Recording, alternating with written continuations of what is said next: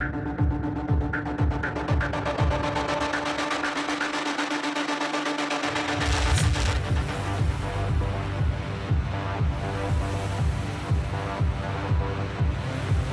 we discuss that goblin in the room for that recent release of Spider-Man No Way Home that pissed off the entire fan base who weren't best consumers, that were promised something and didn't get their money's worth. Before I get into that though, I need to talk about as to what's going on over at Warner Brothers and the Discovery merger. Also, listen as to what I stated as an exclusive for my fan supporters only that you guys missed out on. And I'm going to talk about as to what I heard the plans are for the Snyderverse for fan supporters only. So if you want to know, join the fan support. And please understand that my legit sources are from Sony for the Spider-Man films, but this is what I heard from another source that I trust as to what will happen once the Discovery merger is 100% finalized. Number one, from what I heard, is that David Zaslav is going to clean house. And the fact that Warner Brothers Media has screwed over directors, for example, Christopher Nolan, with the whole releasing his film to HBO Max at the same time as in theaters, really pissed him off to the point to where he parted ways with Warner Brothers. David wants to reach out to those who have been wronged by the morons in charge at Warner Brothers, who in a sense fucked up, and that also includes Zack Snyder. Hopefully it also includes Ray Fisher. I did not hear anything about that. I'm not sure as to what will happen with Walter Hamada, Toby Emmerich, or Ann Sornoff. You remember that bitch. But they're the ones who cause bad blood and bad business decisions. The thing is that in business, okay, customers always come first. You don't badmouth them or tell them to fuck off. That's the worst thing you can do. I mean, if your idea is to just, we're not really going to do anything, just say, listen, we hear you guys, we're going to try to work something out. If it doesn't happen. You don't just go off and say, well, fuck you guys, you're going to get this movie and fuck off. You just don't do that. And David is all about wanting to make changes for the better and cares more about working things out with those who are disrespected and wronged, as well as listening to the fan base, which is really good fucking news. I hope this is actually 100% legit, especially number two. I also noticed at one point that the Warner Brothers official Twitter account started following Zack Snyder out of nowhere prior to the official news about the merger being completed. Also the fact that the mega bitch, remember her, the anti-Snyder Ann Sornoff, was fired, which confirms as to what my other source told me, that David Zaslav was going to clean house and has an interest in making up with those who were wronged, like Zack Snyder and Christopher Nolan. And I know there was a mention from my source that Toby Emmerich was possibly going to get fired as well, but his contract is already expiring soon. And they're already looking for someone to replace him, which should be after December. I'm not sure exactly as to what the date is when his contract expires.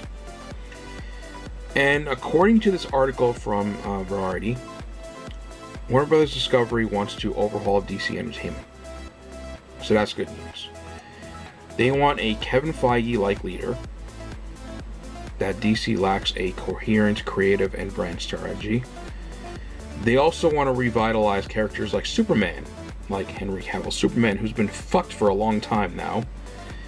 And they want more stuff like, the Joker film.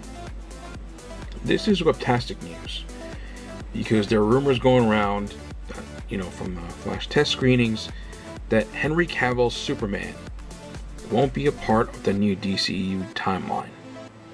But now that the Flash is delayed for another year, they could always do more reshoots and change things, because the last thing Discovery wants is to upset the fan base, especially the strongest fan base that I've ever seen in my life.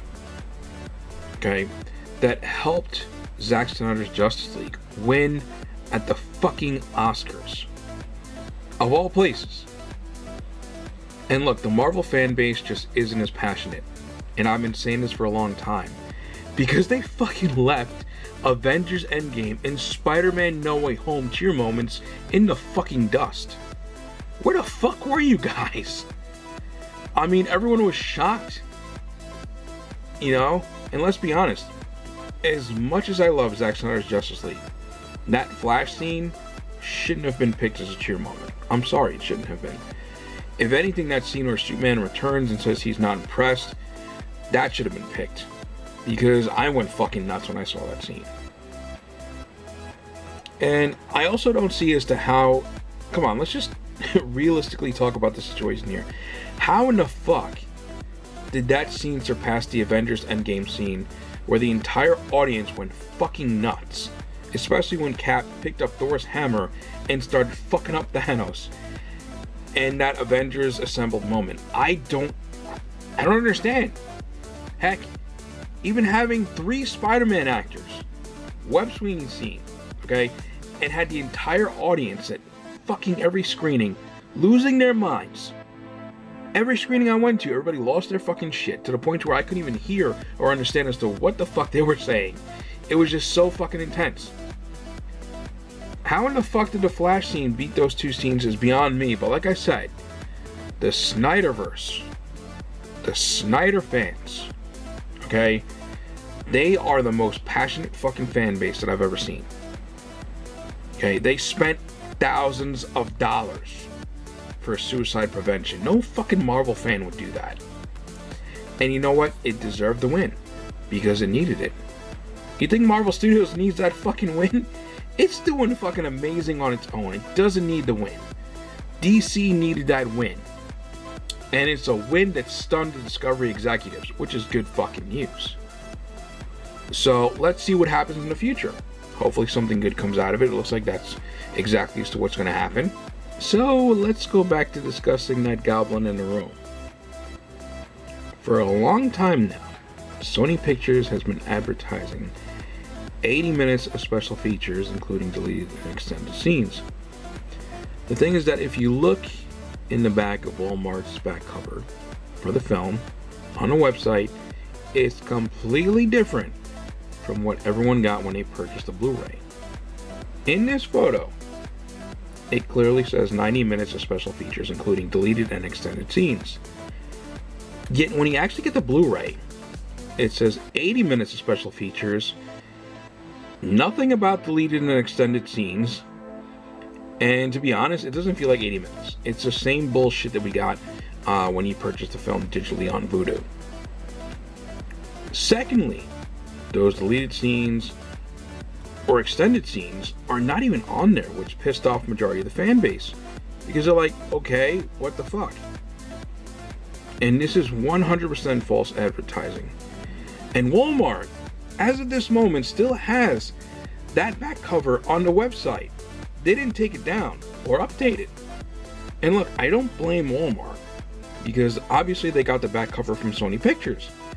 And it was Sony's job to inform them or any other website of the update, which clearly the other websites did take them down. But still, it's like, what the fuck? You know, you order this stuff online and then you get something different, you know, when it gets to your house or when you go pick it up, you know, at the store. And look, these are the deleted scenes that are missing, which obviously is a total of 10 minutes. And I'm not going to discuss as to, you know, why Sony Pictures made these changes for my fan supporters only. So if you want to know what to do. Join a fan support. Okay.